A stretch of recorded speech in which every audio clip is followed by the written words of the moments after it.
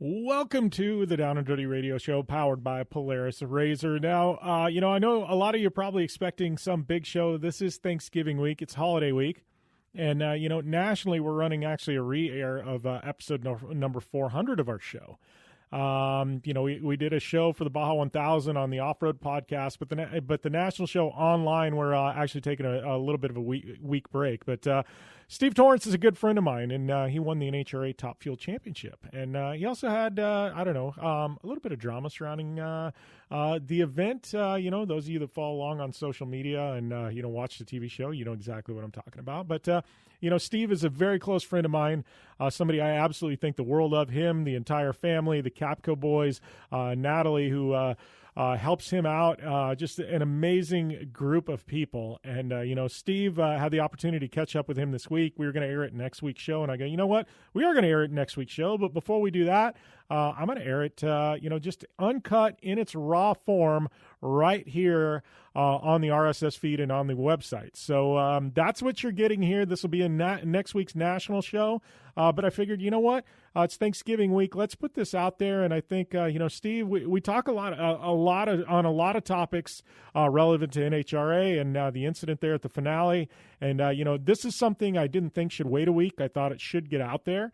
And so if you're an NHRA fan or a fan of the show, I think you're really going to enjoy this. And this is a Steve Torrence that I know, and I think that came across really, really well. So hopefully you guys enjoy it, and hopefully you have a great Thanksgiving holiday. All right, I'd like to welcome one of my guests this week, my good friend, brother from another, Steve Torrence. My friend, welcome to the show, buddy. Thanks, brother. I'm glad to be back. It's always a good time talking to you. Yeah, well, I know we caught up at SEMA a little bit, and since then, you went and done won a championship on me, man.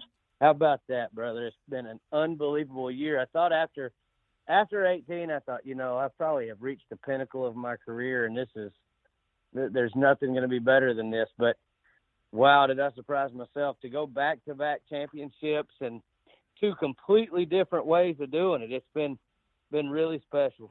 Yeah, no joke. Two completely different ways of doing it for sure. It's one of those things, Steven, you and I are brothers, and Nat and I talked, and I got to say, man, the last 2 weeks, and this is one of those, I just watched your Instagram post earlier today, and it was kind of the award ceremony there at NHRA, and I went, I think that pretty much sums everything up, man. But this had to have been an emotional couple of weeks for multiple reasons for you, man. Yeah, it's been rather crazy, I can assure you. So, been the highs of highs and the lows of lows. Yeah. Well, we're going to talk about the highs of highs today, buddy. And, I got to say, last year with the NHRA championship, I mean, you had that thing pretty much locked up going into the final round. I mean, it was kind of, you were there for, I don't even know what you showed up for, because you didn't really have to show up, but you wanted to make it perfect. But this year, I mean, you had a hell of a nail biter all the way to the end, man. Honestly, I've never been a real big fan of the point system, but I will tell you, it made it super interesting to all the fans and everybody that watched it. I'm telling you, to see it come down on the final day to the final three cars, but Brittany and I, number 1 and 2 in the points, go head-to-head in the second round pretty much for the championship. That's what they paid for. That's the ticket. That was the what that ticket was worth. Well, and that being said, I mean, you as a driver, you and Brittany knew, I mean, that had to have been one of the most important races of your career. I mean, right there. I mean, and you guys are pulling up there, and this is the last weekend of the season. You guys are in a gridlock. You're going head to head with her in the second round. I mean, you guys both had to have felt the weight of the world on your shoulders at that point in time. Oh, for sure. I mean, those are the rounds that you remember forever. Those are the rounds that you say, okay, this is winner takes all. This is all the marbles. Everything is on the line right here, right now. And do you do your job, or do you choke, or what happens? And so, I mean, that was a huge round for us. And it was exciting. I mean, it was nerve-wracking. It was anxiety. I mean, it was every emotion that you could probably have at that moment. Well, yeah, I can imagine. I mean, you guys line up there, and I mean, at that point, you end up winning against Brittany Force, and I mean, did you just feel like, just a big, I guess lift of the pressure off of you at that point? I mean, you still had a couple of rounds to go, but at that point, was there a little bit of celebrating, or it's like, no, we got to get back in the game here because we still got a few rounds left? Oh, there was a little celebrating, but it's also like a little bit of pressure off, but now let's go race. And then they come back and they tell you, well, you've won the championship if you don't hit the wall and you don't hit the cones and you don't cross the center line. And man, I've only hit the wall one time ever, and that's when I had a wreck. And then I crossed the center line, or no, I've never crossed the center line, but I did hit a cone. And you start thinking back in your head, you're like, man, just how easy would it be to cross the center line? How easy would it be to hit the cone? I mean, what if this thing gets oil under the tire? What about this? What about that? And so ultimately you go up there to the semi-round and you're thinking, don't screw this up, because this is very easy to just cost yourself a whole year and a championship and everything. So ultimately, I mean, I was just as nervous third round as I was first and second round. But I find that funny too, because 99% of the time you go up there into staging, you get ready to race, you're not worrying about hitting the wall. I mean, that's like the farthest thing from your mind. But for you to go into that round and all of a sudden you're worried about this stupid stuff that 99% of the time you're not even concerned with. I mean, things happen, but it's not like it's at the forefront of your thought process. And I think that's funny. You're going up there and like you're playing mind games with yourself at that point, psyching yourself out. Yeah, it's crazy when you start thinking about it. I've never worried about crossing the center line or hitting the cones ever. I mean, that's just that's not something that's in your thought process when you're going to go up there and go racing. But when they start telling you about it and you got a championship on the line, you definitely start thinking about it. Yeah, for sure. Well, all that being said, like I think it's just I find it kind of funny. I hate to say it, but it is. But that being said, I mean, let's talk about this. This year, because this was last year you guys were dominant. I mean, the past 3 years, and I've said this before. I mean, I find it hard pressed to find anybody in motorsports that's strung together 3 seasons with the wins like you have. I mean, we got to look at like Lewis Hamilton in Formula One or something like that. I mean, it's just it's pretty remarkable. But I mean, this year, I feel like everybody, I mean, last year you guys were so dominant, and this year you were dominant also, but I feel like this year people did their homework this offseason because they came out swinging.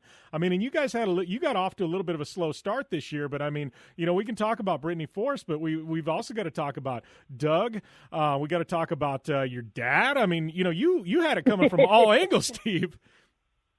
Oh, you're not kidding. I mean, they were coming for us with vengeance. And so, we got a slow start. We went 4, 5, 6 races without winning. And then, we really came back into everything in the middle of the year throughout the summer. But when the countdown time came, I mean, we struggled a little bit. And so last year in 18, when we won, I mean, we rolled pretty good throughout the middle of the year. And then we really turned it on in the countdown. And this year was the exact opposite. I think we won one race in the countdown and run it up a couple. So, I mean, they were gunning for us. Well, in the whole countdown format, did any time, because, we know what happened in 17 and Brittany kind of snuck that thing out right there at the end. But, I mean, was any part of that playing into your thought process in 19 going, oh, man, we can't. This could be happening again. And I think at one point was it Doug, I think, ended up being on top of you in the standings there for a while too, right?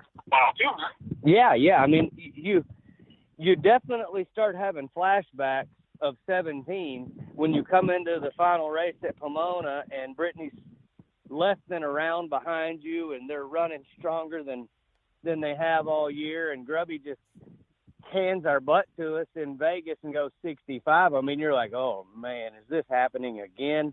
But I was a little bit I was mentally stronger than I was in 17, just to be focused and go up there and do my job, because I didn't in 17, and that's what cost us. And so you got that in the back of your mind. That's definitely a motivating factor. Yeah. Well, and I want to talk about something too, because I think in the middle of this whole countdown's going on, and your dad, who was going to do this partial season this year, whatever, and he still ended up making the countdown. And then he goes, well, if I do make the countdown, we're going to run all the races. And I had him on the show. But it's one point where everybody start kind of looking at things and going, you know, there might be a Torrence on top this year, but it might not be Steve. I mean, your dad, you want to talk about somebody there for a while that had everybody kind of going, oh, wow, this might be a narrative we weren't quite ready for, man. We got to talk about the season your dad had because, you know, I got to say, if he decides to put together a full-time effort, I think everybody's a little nervous. Oh, man, I'll tell you what, that guy, he did an unbelievable job. His car was basically, he had the same car that we did, and sometimes it was better. And just, you know, I mean, and he can attest to this. When the car is that good, it gives you a lot of confidence as a driver to go out there and just do what you need to do. And he did that. I mean, I couldn't be more proud of my dad or anybody else, but I mean, especially for it to be my dad and have the success that he did and do as well as he did driving the car. It was very, very gratifying and fun to watch.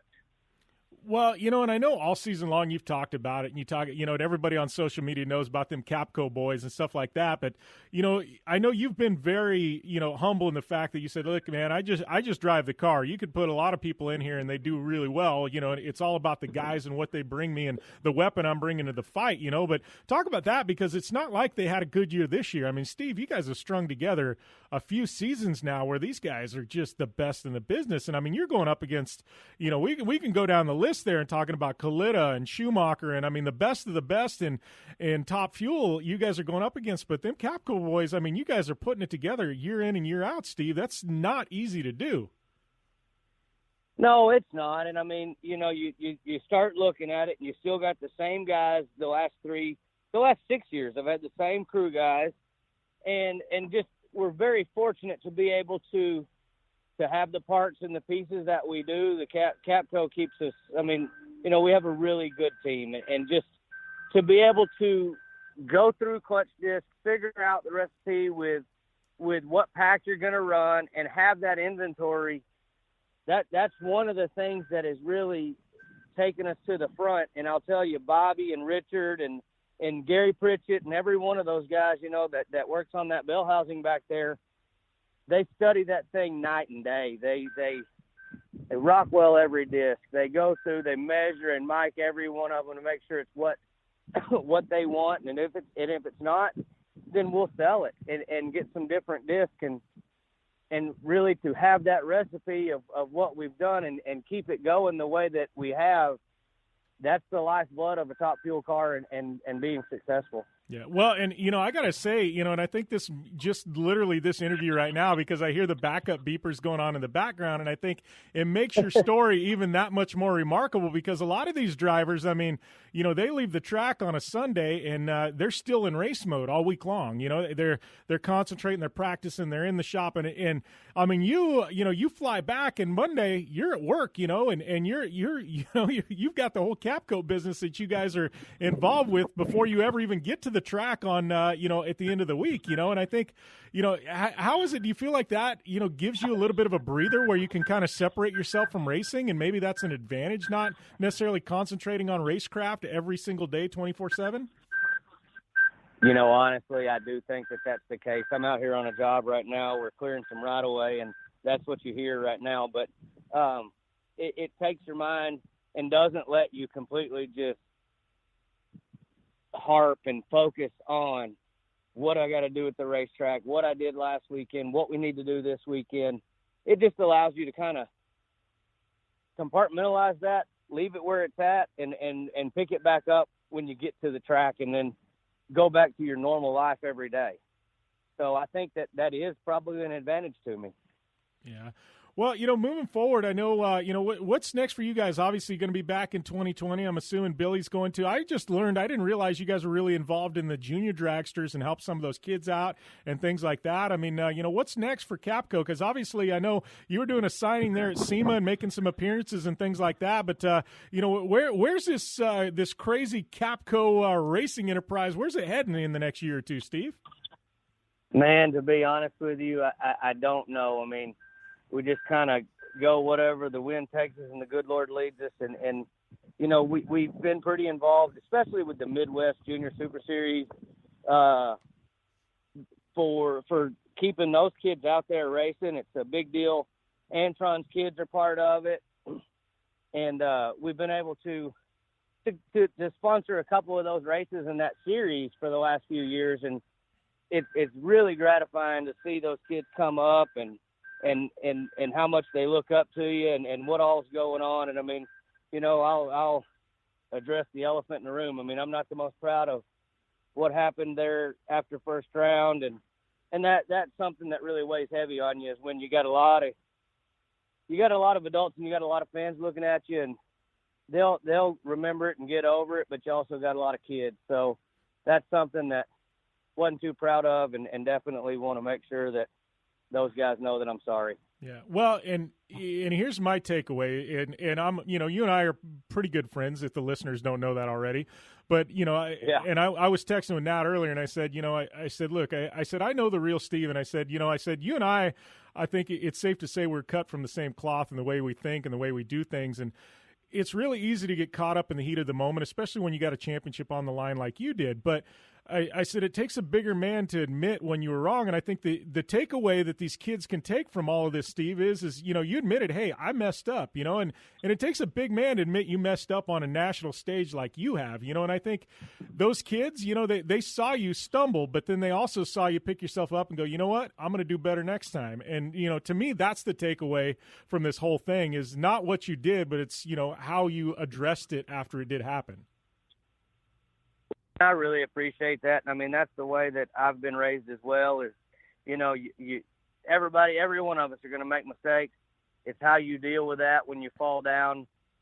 You got to keep getting back up, and you just got to keep pushing forward. And I'll tell you, it's more difficult to own your mistakes than it is to make them and hide them and just go on. So that's a big pill to swallow, that pride, and say, hey man, I was wrong. But without a doubt, I was in the wrong, and I'm trying to make it right and go on about my business, and just, let everybody, the listeners, the kids, the fans, everybody that supported me, I'm sorry, but I made a mistake, and definitely not above making a mistake again, but that one's going to be one that I don't make again.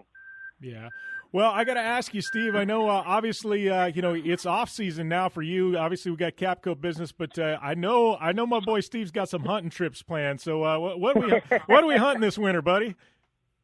Oh man, we're going whitetail hunting Thursday. We're going to eat dinner with the family, and then we're going to head down to the ranch and get away, head down to South Texas. It's been a little crazy weather here in East Texas, man. I'll tell you, 1 week it's 20 degrees. The next week it's actually not even the next week. The next 2-3 days later it's 70. So today it's 70 degrees, overcast and cloudy. We got rain coming in. So I'm going to try to head south and get some of that warmer, sunny weather and do some whitetail hunting.